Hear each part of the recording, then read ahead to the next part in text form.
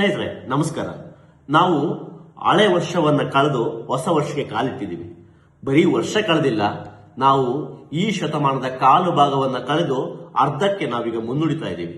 ಇಂಥ ಸಂದರ್ಭದಲ್ಲಿ ನಾನಿವತ್ತು ಬೆಳಗ್ಗೆ ತುಮಕೂರಿನಂತಹ ಪ್ರತಿಷ್ಠಿತ ನಗರದಲ್ಲಿ ವಾಕ್ ಹೋಗ್ತಾ ಇದ್ದೆ. ಆಗ ನೋಡಿದಾಗ ನನಗೆ ದಾರಿಯಲ್ಲಿ ಯಾರೋ ಒಬ್ರು ಈ ಮಾಟ ಮಾಡಿಸ್ಬಿಟ್ಟು ತೆಂಗಿನಕಾಯಿ, ಮೊಟ್ಟೆ, ಈರುಳ್ಳಿ ಅದಕ್ಕೆಲ್ಲ ಬಣ್ಣ ಹೊಡೆದ್ಬಿಟ್ಟು ಕಲರ್ ಕರಿಷ್ಣ ಕುಂಕುಮ ಎಲ್ಲ ಹಚ್ಚಿಬಿಟ್ಟು ಇಟ್ಟಿದ್ನ ನಾನು ನೋಡಿದೆ. ನನಗೆ ಅನ್ಸಿದ್ದು ವರ್ಷಗಳೇನೋ ಹೊಸದಾಗ್ತಿದೆ, ಶತಮಾನಗಳು ಹೊಸದಾಗ್ತಿದೆ, ಆದ್ರೆ ನಮ್ಮ ಮೌಲ್ಯಗಳಲ್ಲಿ ಇನ್ನೂ ಹಳೆತನದೇ ಇದೆ ಅಂತ. ನಾವು ಇನ್ನೂ ಎಷ್ಟು ಮೌಢ್ಯತೆಯಲ್ಲಿ ಇದೀವಿ ಅಂದ್ರೆ ಜಗತ್ತಿನ ಯಾವುದೋ ಭಾಗದಲ್ಲಿರುವಂತಹ ಗ್ರಹಗಳು, ನಕ್ಷತ್ರಗಳು ನಮ್ಮ ಬದುಕಿನ ಮೇಲೆ, ನಮ್ಮ ದೈನಂದಿನ ಬದುಕಿನ ಮೇಲೆ ಪ್ರಭಾವ ಬೀರ್ತವೆ ಅಂದ್ಕೊಂಡಿದೀವಿ. ನಮ್ಮದೇ ಹೆಣ್ಣು ಮಕ್ಕಳು, ನಮ್ಮ ಒಡ ಹುಟ್ಟಿದ ಹೆಣ್ಣು ಮಕ್ಕಳು ಮುಟ್ಟಾದ್ರೆ ಅದು ಅಪಶಕನ, ಮೈಲಿಗೆ ಅಂತ ಅಂದ್ಕೊಳ್ತಾ ಇದ್ದೀವಿ.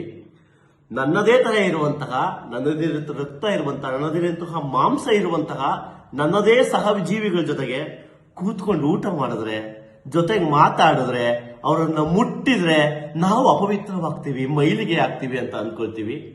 ನನ್ನದೇ ಮನೆಯ ಪಕ್ಕದಲ್ಲಿ ಬದುಕ್ತಾ ಇರುವಂತಹ ವ್ಯಕ್ತಿ ನಾನು ಅನುಸರಿಸುವ ನಂಬಿಕೆಯನ್ನು ಆಚರಿಸ್ತಿಲ್ಲ ಅಂತ, ನಾನು ನಂಬುವ ದೇವರನ್ನು ನಂಬ್ತಿಲ್ಲ ಅಂತ, ಅವನು ನಮ್ಮ ಊರಲ್ಲಿ ಇರಬಾರ್ದು, ಅವನು ನಮ್ಮ ಬೀದಿಯಲ್ಲಿ ವ್ಯಾಪಾರ ಮಾಡಬಾರ್ದು ಅಂತ ನಾವು ಬಯಸ್ತಾ ಇದ್ದೀವಿ. ಪ್ರಕೃತಿ ಸಹಜವಾಗಿ, ನಿಸರ್ಗ ಸಹಜವಾಗಿ ಒಂದು ಗಂಡು ಇನ್ನೊಂದು ಹೆಣ್ಣಿಗೆ ಆಕರ್ಷಣೆ ಆಗುವಂತಹದ್ದು ಒಂದು ಸಹಜವಾದ ಪ್ರಕ್ರಿಯೆ. ಯಾವುದೋ ಒಂದು ವಯಸ್ಸಿಗೆ ಬಂದ ಹುಡುಗ ಹುಡುಗಿರು ಬೇರೆ ಬೇರೆ ಜಾತಿಯರಿಗೆ ಸೇರಿದರೆ ಅನ್ನೋ ಕಾರಣಕ್ಕೆ ಅವರಿಬ್ರು ಮದುವೆ ಆದ್ರೆ, ಅವರಿಬ್ರು ಪ್ರೀತಿಸ್ತಾ ಇದ್ರೆ ಎಷ್ಟು ಅಜ್ಞಾನದಲ್ಲಿದ್ದೀವಿ ಅಂತಂದ್ರೆ ಅವರನ್ನು ಕೊಲ್ಲುವ ಮೂಲಕ ನಾವು ನಮ್ಮ ಜಾತಿಯನ್ನ ಉಳಿಸ್ಕೊಳ್ತೀವಿ, ನಮ್ಮ ಧರ್ಮವನ್ನ ಉಳಿಸ್ಕೊಳ್ತೀವಿ ಅಂತ ಯೋಚನೆ ಮಾಡ್ತಾ ಇದ್ದೀವಿ. 21ನೇ ಶತಮಾನ ನಮ್ಮ ಕಾಲು ಭಾಗದಿಂದ ಮಧ್ಯಕ್ಕೆ ಹೋಗ್ತಾ ಇರ್ಬೇಕಾದ್ರೆ ನಾವು ಈಗ ಯೋಚನೆ ಮಾಡ್ತಾ ಇದ್ದೀವಿ.